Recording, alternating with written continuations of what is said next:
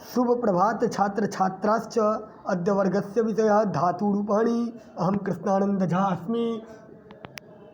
वर्ग षष्ठम कक्षायां क्लास 6 के लिए धातु रूपाणी। धातु किसको कहते हैं? क्रिया के मूल रूप को धातु कहते हैं। जैसे पठ, गम, हस, लिख, पठ, गम इत्यादि धातु है। हम सुबह से लेकर शाम तक जितने भी कार्य करते हैं वह सभी धातु होते हैं। हिंदी में बोलिए तो क्रिया, अंग्रेजी में बोलिए तो वर्ब और संस्कृत में बोलिए तो धातु। फिर से सुन लीजिए, अंग्रेजी में बोलेंगे तो वर्ब, हिंदी में बोलेंगे तो क्रिया और संस्कृत में बोलेंगे तो धातु। उसी काम को ही धातु कहते हैं। और जिसका मूल शब्द होता है, जैसे पढ़ना है तो उसका मूल शब्द है पठ। अब दूसरा बात सुन लीजिए कि लकार है तो अंग्रेजी में 3 लकार होता है, हिंदी में 3 लकार होता है, लेकिन संस्कृत में 10 प्रकार के लकार होते हैं। लकार मतलब काल, 10 प्रकार के लकार होते हैं, लेकिन मूलतः 5 ही माने जाते हैं। पहला लट लकार जिसको वर्तमान काल कहते हैं, दूसरा लंग लकार जिसको भूतकाल कहते हैं, तीसरा लिट लकार जिसको भविष्यत काल कहते हैं, चौथा लोट लकार जिसको आज्ञा कहते हैं, आज्ञा या अनुज्ञा। अब पांचवा विधिलिंग जो चाहिए के अर्थ में प्रयोग किया जाता है। अब देखिए, लट लकार का वर्तमान काल का रूप है। आप अपने कॉपी पे इस वीडियो को देख के अपने कॉपी में लिखिएगा प्रथम पुरुष, मध्यम पुरुष, उत्तम पुरुष। प्रथम पुरुष, मध्यम पुरुष और उत्तम पुरुष की जानकारी हम आपको पिछले वीडियो में दे चुके हैं, इसलिए अभी नहीं बता रहे हैं। अब देखिए, एक वचन, द्विवचन, बहुवचन इसकी भी जानकारी दे चुके हैं। तो पठती, पठता, पठंती। पठसी मध्यम पुरुष में क्या हो जाएगा? पठसी, पठता, पठत। उत्तम पुरुष में क्या हो जाएगा? पठामी, पठावा, पठावा। अब चलिए, भविष्यत काल, लिट लकार अभी तुरंत बताए हैं। लिट लकार को भविष्यत काल कहते हैं। प्रथम पुरुष में क्या हो जाएगा? पठिष्यति, पठिष्यता, पठिष्यन्ति। और मध्यम पुरुष में पठिष्यसि, पठिष्यथा, पठिष्यथा और पठिष्यामि, पठिष्यावा, पठिष्यामा।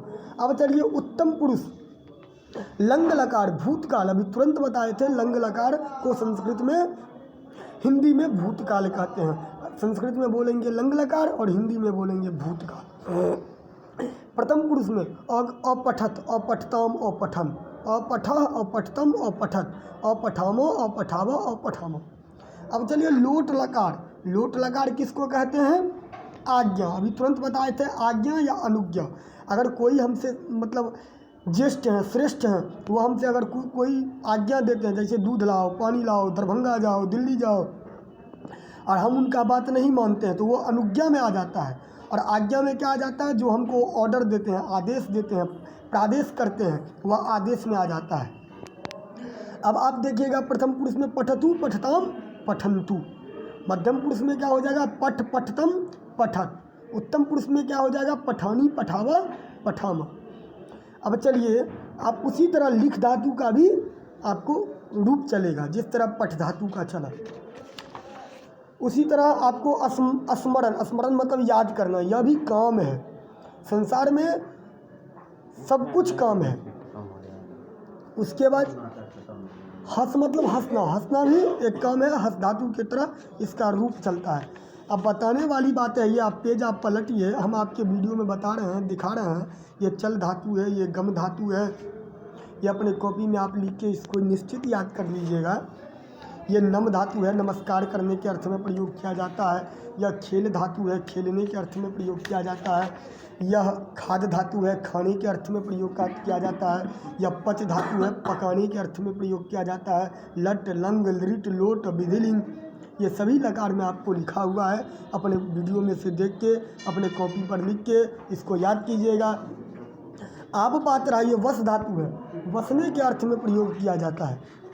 अब आप देखिए यहाँ पर ते पठंती, लोट लकार को परिवर्तन करना है।